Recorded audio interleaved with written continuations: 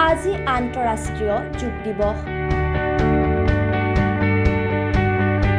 বিশ্বজুৰি পালন কৰিছে যোগ দিৱসৰ।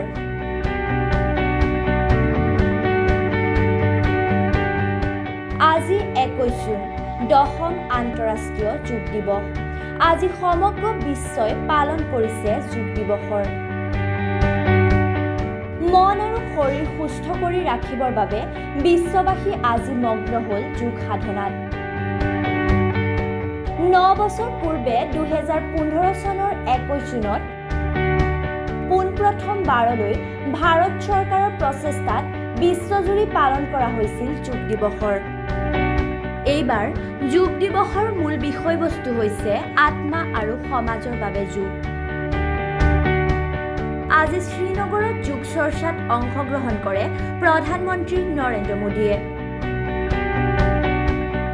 দেশৰ বিভিন্ন প্ৰান্তৰ লগতে অসমতো পালন কৰা হয় যোগ দিৱস। তেজপুৰত মুখ্যমন্ত্ৰী হিমন্ত বিশ্ব শৰ্মাই অংশগ্ৰহণ কৰে যোগ চৰ্চাত। নেহেৰু ষ্টেডিয়ামতো আয়োজন কৰা হৈছে যোগ দিৱসৰ। অংশ লৈছে ৰাজ্যপাল গুলাব চন্দ কাটাৰিয়াই। আজি বিশ্বজুৰি সকলোৱে পালন কৰিছে যোগ দিৱস। মুঠৰ ওপৰত শৰীৰ চৰ্চাত ব্যস্ত হৈ পৰিছে সকলো।